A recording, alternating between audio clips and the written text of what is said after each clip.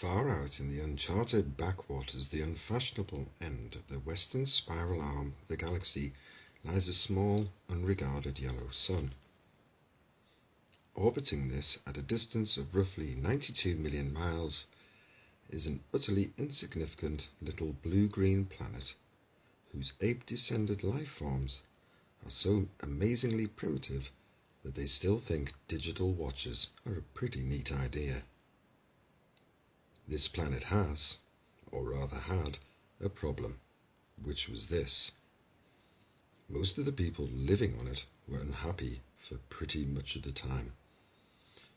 Many solutions were suggested for this problem, but most of these were largely concerned with the movements of small green pieces of paper, which is odd because, on the whole, it wasn't the small green pieces of paper that were unhappy. And so the problem remained. Lots of the people were mean, and most of them were miserable, even the ones with digital watches. Many were increasingly of the opinion that they'd all made a big mistake in coming down from the trees in the first place, and some said that even the trees had been a bad move, and no one should have ever left the oceans.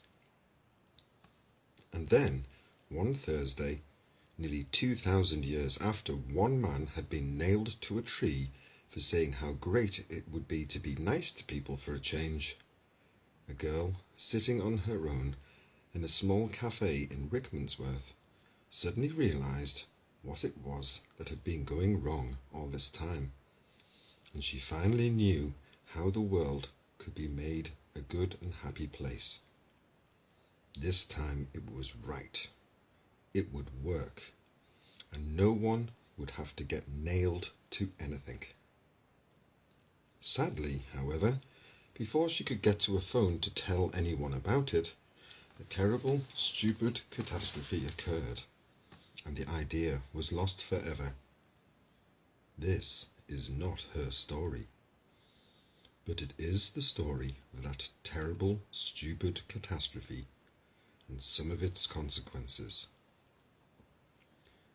It is also the story of a book called The Hitchhiker's Guide to the Galaxy. Not an Earth book, never published on Earth, and until the terrible catastrophe occurred, never seen or ever heard of by any Earthman. Nevertheless, a wholly remarkable book. In fact, it was probably the most remarkable book ever to come out of the great publishing corporations of Ursa Minor, of which no Earthman had ever heard of either. Not only is it a wholly remarkable book, it is also a highly successful one, more popular than the Celestial Home Care Omnibus, better selling than 53 More Things to Do in Zero Gravity, and more controversial than Ulon Kalufad's trilogy of philosophical blockbusters, Where God Went Wrong, Some More of God's Greatest Mistakes, and Who Is This God Person Anyway? In many of the more relaxed civilizations on the outer eastern rim of the galaxy, The Hitchhiker's Guide has already supplanted the great Encyclopedia Galactica as the standard repository of all knowledge and wisdom. For though it has many omissions and contains much that is apocryphal, or at least wildly inaccurate, it scores over the older, more pedestrian work in two important respects. First, it is slightly cheaper, and secondly, it has the words "Don't Panic" inscribed in large friendly letters on its cover. But the story of this terrible, stupid Thursday, the story of its extraordinary consequences, and the story of how these consequences are inextricably intertwined with this remarkable book begins very simply. It begins with a house. Chapter 1. The house stood on a slight rise just on the edge of the village. It stood on its own and looked out over a broad spread of West Country farmland. Not a remarkable house by any means. It was about 30 years old, squattish, squarish, made of brick, and had 4 windows set in the front of a size and proportion which more or less exactly failed to please the eye. The only person for whom the house was in any way special was Arthur Dent, and that was only because it happened to be the one he lived in. He had lived in it for about 3 years, ever since he had moved out of London because it made him nervous and irritable. He was about 30 as well, tall, dark-haired, and never quite at ease with himself. The thing that used to worry him most was the fact that people always used to ask him what he was looking so worried about. He worked in local radio, which he always used to tell his friends was a lot more interesting than they probably thought. It was, too. Most of his friends worked in advertising. On Wednesday night it had rained very heavily. The lane was wet and muddy, but the Thursday morning sun was bright and clear as it shone on Arthur Dent's house for what was to be the last time. It hadn't properly registered yet with Arthur that the council wanted to knock it down and build a bypass instead. At 8 o'clock on Thursday morning, Arthur didn't feel very good. He woke up blearily, got up, wandered blearily around his room, opened a window, saw a bulldozer, found his slippers, and stomped off to the bathroom to wash. Toothpaste on brush, so scrub. Shaving mirror pointing at the ceiling. He adjusted it. For a moment it reflected a second bulldozer through the bathroom window. Properly adjusted, it reflected Arthur Dent's bristles. He shaved them off, washed, dried, and stomped off to the kitchen to find something pleasant to put in his mouth. Kettle, plug, fridge, milk, coffee, yawn. The word bulldozer wandered through his mind for a moment in search of something to connect with. The bulldozer outside the kitchen window was quite a big one. He stared at it. Yellow, he thought, and stomped off back to his bedroom to get dressed. Passing the bathroom, he stopped to drink a large glass of water and another. He began to suspect that he was hung over. Why was he hung over? Had he been drinking the night before? He supposed that he must have. He caught a glint in the shaving mirror. Yellow, he thought, and stomped on to the bedroom. He stood and thought. The pub, he thought. Oh dear, the pub. He vaguely remembered being angry about something that seemed important. He'd been telling people about it, telling about it in great length. He rather suspected. His clearest visual recollection was of glazed looks on other people's faces. Something about a new bypass he'd just found out about, and it had been in the pipeline for months, only no one seemed to have known about it. Ridiculous. He took a swig of water. It would sort itself out, he decided. No one wanted a bypass. The council didn't have a leg to stand on. It would sort itself out. God, what a terrible hangover it had earned him, though. He looked at himself in the wardrobe mirror. He stuck out his tongue. Yellow, he thought. The word yellow wandered through his mind in search of something to connect with. 15 seconds later, he was out of the house and lying in front of a big yellow bulldozer that was advancing up his garden path. Mr. L. Prosser was, as they say, only human. In other words, he was a carbon-based bipedal life form descended from an ape. More specifically, he was 40, fat and shabby, and worked for the local council. Curiously enough, though he didn't know it, he was also a direct male line descendant of Genghis Khan, though intervening generations and racial mixing had so juggled his genes that he had no discernible mongoloid characteristics, and the only vestiges left in Mr. L. Prosser of his mighty ancestry were a pronounced stoutness about the tongue and a predilection for little fur hats. He was by no means a great warrior. In fact, he was a nervous, worried man. Today he was particularly nervous and worried because something had gone seriously wrong with his job, which was to see that Arthur Dent's house got cleared out of the way before the day was out. "Oh, come off it, Mr. Dent," he said. "You can't win, you know. You can't lie in front of the bulldozer indefinitely." He tried to make his eyes blaze fiercely, but they just wouldn't do it. Arthur lay in the mud and squelched at him. "I'm game," he said. "We'll see who rusts first." "I'm afraid you're going to have to accept it," said Mr. Prosser, gripping his fur hat and rolling it round the top of his head.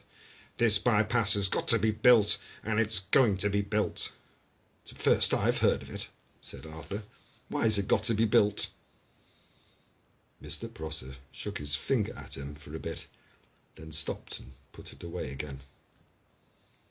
"What do you mean, why's it got to be built? It's a bypass. You've got to build bypasses." Bypasses are devices which allow some people to dash from point A to point B very fast, whilst other people dash from point B to point A very fast. People living at point C, being a point directly in between, are often given to wonder what's so great about point A that so many people from point B are so keen to get there, and what's so great about point B that so many people from point A are keen to get there. They often wish that people would just once and for all work out where the hell they wanted to be. Mr. Prosser wanted to be at point D. Point D wasn't anywhere in particular. It was just any convenient point a very long way from points A, B, and C. He would have a nice little cottage at point D, with axes over the door, and spend a pleasant amount of time at point E, which would be the nearest pub to point D. His wife, of course, wanted climbing roses, but he wanted axes. He didn't know why, he just liked axes. He flushed hotly under the derisive grins of the bulldozer drivers. He shifted his weight from foot to foot, but it was equally uncomfortable on each. Obviously somebody had been appallingly incompetent, and he hoped to God it wasn't him. Mr. Prosser said, "You were quite entitled to make any suggestions or protests at the appropriate time, you know." "Appropriate time?" hooted Arthur. "Appropriate time? The first I knew about it was when a workman arrived at my house yesterday. I'd asked him if he'd come to clean the windows, and he said no, he'd come to demolish the house. Well, he didn't tell me straight away, of course. Oh, no. First he wiped a couple of windows and then charged me $5. Then he told me." "But, Mr. Dent, the plans have been available in the local planning office for the last 9 months. Oh, yes, well, soon as I heard, I went straight round to see them yesterday afternoon. You hadn't exactly gone out of your way to call attention to them, had you? I mean, like actually telling anybody or anything? But the plans were on display. On display? I eventually had to go down to the cellar to find them. Oh, that's the display department. With a torch? Oh, well, the lights had probably gone. So had the stairs. But look, you found the notice, didn't you? Yes. Yes, I did. It was on display in the bottom of locked filing cabinets stuck in a disused lavatory with a sign on the door saying, "Beware of the leopard." A cloud passed overhead. It cast a shadow over Arthur Dent as he lay propped up on his elbows in the cold mud. It cast a shadow over Arthur Dent's house. Mr. Prosser frowned at it. It's not as if it's a particularly nice house. I'm sorry, but I happen to like it. Well, you like the bypass. Oh, shut up. Shut up and go away, and take your bloody bypass with you. You haven't got a leg to stand on it, and you know. Mr. Prosser's mouth opened and closed a couple of times, whilst his mind was for a moment filled with inexplicable but terribly attractive visions of Arthur Dent's house being consumed by fire, and Arthur himself running screaming from the blazing ruin with at least 3 hefty spears protruding from his back. Mr. Prosser was often bothered with visions like this, and they made him feel very nervous. He stuttered for a moment and then pulled himself together. Mr. Dent? Hello? Yes? That's factual information for you. Have you any idea how much damage that bulldozer would suffer if I just let it roll straight over you? How much? None at all, said Mr. Prosser, and stormed off nervously, wondering why his brain was filled with 1,000 hairy horsemen all shouting at him. By a curious coincidence, none at all is exactly how much suspicion the ape descendant Arthur Dent had that one of his closest friends was not descended from an ape, but was in fact from a small planet somewhere in the vicinity of Betelgeuse, and not from Guildford, as he usually claimed. Arthur Dent had never, ever suspected this. This friend of his had first arrived on the planet Earth some 15 years previously, and he had worked hard to blend himself into Earth society, with, it must be said, some success. For instance, he had spent those 15 years pretending to be an out-of-work actor, which was plausible enough. He had made one careless blunder, though, because he had skimped a bit on his preparatory research. The information he had gathered had led him to choose the name Ford Prefect as being nicely inconspicuous. But he was not conspicuously tall. His features were striking, but not conspicuously handsome. His hair was wiry, with gingerish, brushed backwards from the temples. His skin seemed to be pulled back from the nose.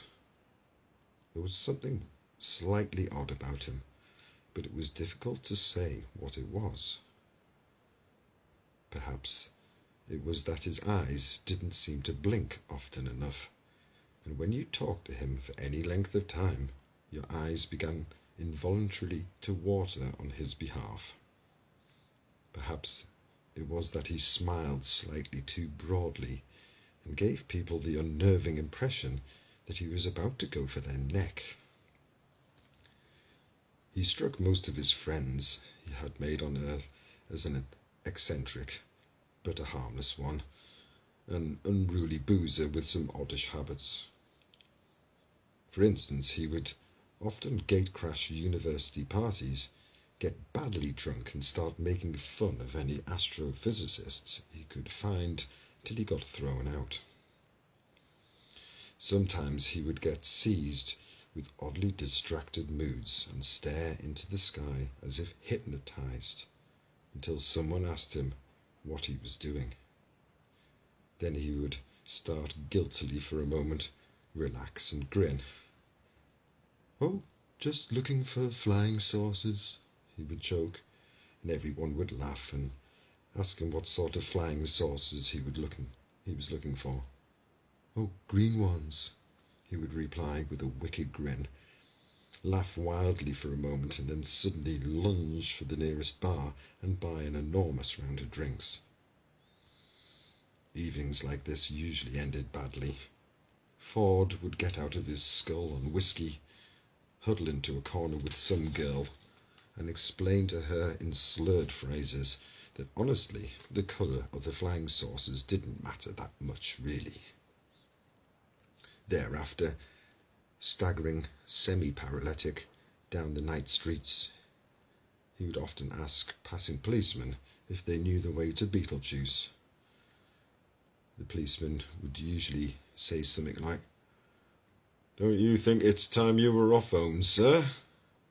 "I'm trying to, baby, I'm trying to," is what Ford invariably replied on these occasions. In fact, what he was really looking for when he stared distracted into the sky was any kind of flying saucer at all. The reason he said green was that green was the traditional space livery of the Beetlejuice Trading Scouts. Ford Prefect was desperate that any flying saucer at all would arrive soon, because 15 years was a long time to get stranded anywhere, particularly somewhere as mind-bogglingly dull as the Earth. Ford wished that a flying saucer would arrive soon, because he knew how to flag flying saucers down and get lifts from them. He knew how to see the marvels of the universe for less than $30 Altarian a day. In fact, Ford Prefect was a roving researcher for that wholly remarkable book, The Hitchhiker's Guide to the Galaxy. Human beings are great adapters, and by lunchtime life in the environs of Arthur's house had settled into a steady routine. It was Arthur's accepted role to lie squelching in the mud, making occasional demands to see his lawyer, his mother, or a good book. It was Mr. Prosser's accepted role to tackle Arthur with the occasional new ploy, such as for the public good, or the March of Progress talk, the "they knocked down my house down once, you know, never looked back" talk, and various other colloges and threats. And it was the bulldozer driver's accepted role to sit around drinking coffee and experimenting with union regulations to see how they could turn the situation to their financial advantage. The earth moved slowly in its diurnal course. The sun was beginning to dry out the mud that Arthur lay in. A shadow moved across him again. "Hello, Arthur," said the shadow. Arthur looked up and squinted into the sun and was startled to see Ford Prefect standing above him. "Ford! Hello, how are you?" "Fine. Look, are you, busy?" "I am busy," exclaimed Arthur. "Well, I've just got all these bulldozers and things to lie in front of, because they'll knock my house down if I don't. But other than that, well, no, not especially. Why?" They don't have sarcasm on Beetlejuice, and Ford Prefect often failed to notice it unless he was concentrating. He said, Good. Is there anywhere we can talk? What? For a few seconds, Ford seemed to ignore him and stared fixedly into the sky like a rabbit trying to get run over by a car. Then suddenly he squatted down beside Arthur. "We've got to talk," he said urgently. "Fine, let's talk." "And drink. It's vitally important that we talk and drink. Now, we'll go to the pub in the village." He looked into the sky again, nervous, expectant. "Look, you don't understand," shouted Arthur. He pointed at Prosser. "That man wants to knock my house down." Ford glanced at him, puzzled. "Well, he can do it while you're away, can't he?" he asked. "But I don't want him to." "Ah." "Look, what's the matter with you, Ford?" said Arthur. Nothing's the matter. Listen to me. I've got to tell you the most important thing you've ever heard. And I've got to tell you now, and I've got to tell you in the saloon bar of the Horse and Groom. "But why?" Because you're going to need a very stiff drink." Ford stared at Arthur, and Arthur was astonished to find his will beginning to weaken. He didn't realize that this was because of an old drinking game that Ford had learned to play in the hyperspace ports that served the Madronite mining belts in the star system of Orion Beta. The game was not unlike the Earth game called Indian Wrestling, and was played like this. 2 contestants would sit either side of a table with a glass in front of each of them. Between them would be placed a bottle of Jank spirit, as immortalized in that ancient Orion mining song, "Oh, don't give me no more of that old Jank spirit. No, don't you give me none of that more of that old Jank spirit. For my head will fly, my tongue will lie, my eyes will fry, and I may die. Won't you pour me one more of that sinful old Jank spirit?" Each of the 2 contestants would then concentrate their will on the bottle and attempt to tip it and pour spirit into the glass of his opponent, who would then have to drink it. The bottle would then be refilled and the game would be played again and again. Once you started to lose, you'd probably keep losing, because one of the effects of Jank spirit is to depress telepsychic power. As soon as a predetermined quantity had been consumed, the final loser would have to perform a forfeit, which was usually obscenely biological. Ford Prefect usually played to lose. Ford stared at Arthur, who began to think that perhaps he did want to go to the Horse and Groom after all. "But what about my house?" he asked plaintively. Ford looked across to Mr. Prosser, and suddenly a wicked thought struck him. "He wants to knock your house down."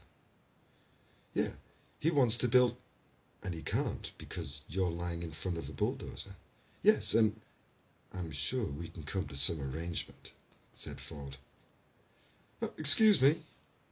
Mr. Prosser, who was arguing with a spokesman for the bulldozer drivers about whether or not Arthur Dent constituted a mental health hazard, and how much they should be paid if he did, looked around. He was surprised and slightly alarmed to see that Arthur had company. "Yes, hello? Has Mr. Dent come to his senses yet?" "Can we assume for a moment, that he hasn't?"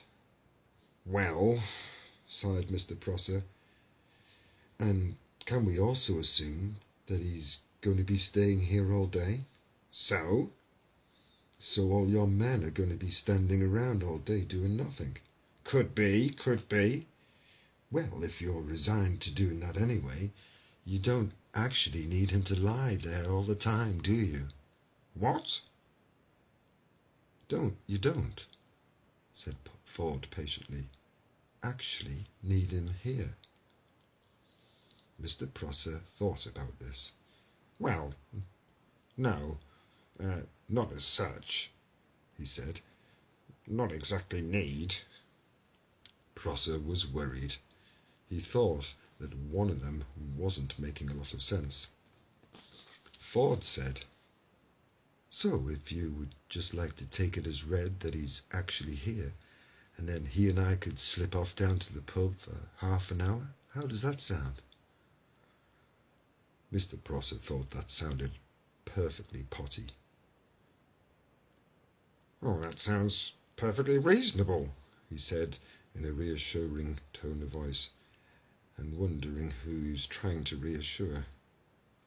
"And, if you want to pop off for a quick one yourself later on, we can always cover for you in return." "Oh, thank you very much," said Mr. Prosser, who no longer knew how to play this at all.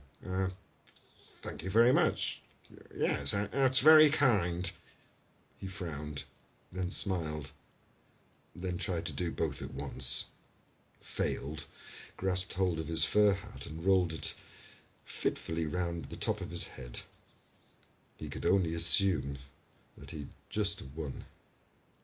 "So," continued Ford Prefect, "if you would just like to come here and lie down." "What?" said Mr. Prosser. I'm sorry. Perhaps I didn't make myself fully clear. Someone's got to lie in front of the bulldozers, haven't they? Or there wouldn't be anything to stop them driving into Mr. Dent's house, now will there?" "What?" said Mr. Prosser again. "It's very simple," said Ford. "My client, Mr. Dent, says that he will stop lying here in the mud on the sole condition that you come and take over from him." "What are you talking about?" said Arthur, but Ford nudged him with his shoe to be quiet. "You want me," said Prosser, spelling out this new thought to himself, "to come and lie there?" "Yes." "In front of the bulldozer?" "Yes." "Instead of Mr. Dent?" "Yes." "In the mud?" As you say, the mud." As soon as Mr. Prosser realized that he was substantially the loser after all, it was as if a weight lifted itself off his shoulders, and this was more like the world as he knew it. He sighed. "In return for which you will take Mr. Dent with you down to the pub." "That's it," said Ford. "That's it exactly." Mr. Prosser took a few nervous steps forward and stopped. "Promise?" "Promise," said Ford, and he turned to Arthur. "Come on, get up and let the man lie down." Arthur stood up, feeling as if he was in a dream. Ford beckoned to Prosser, who sadly, awkwardly sat down in the mud. He felt that his whole life was some kind of dream, and that he sometimes wondered whose it was and whether they were enjoying it. The mud folded itself around his bottom, and his arms and oozed into his shoes. Ford looked at him severely. "And no sneakily knocking Mr. Dent's house down whilst he's away, all right?" "Oh, the merest thought," growled Mr. Prosser. "Hadn't even begun to speculate," he continued, settling himself back, "about the merest possibility of crossing my mind." He saw the bulldozer driver's union representative approaching, and he let his head sink back and closed his eyes. He was trying to marshal his arguments for proving that he did not now constitute a mental health hazard himself. He was far from certain about this. His mind seemed to be full of noise, horses, smoke, and the stench of blood. This always happened when he felt miserable or put upon, and he had never been able to explain it to himself. In a high dimension of which we know nothing, the mighty Khan bellowed with rage, but Mr. Prosser only trembled slightly and whimpered. He began to feel little pricks of water behind his eyelids. Bureaucratic cock-ups, angry men lying in mud, indecipherable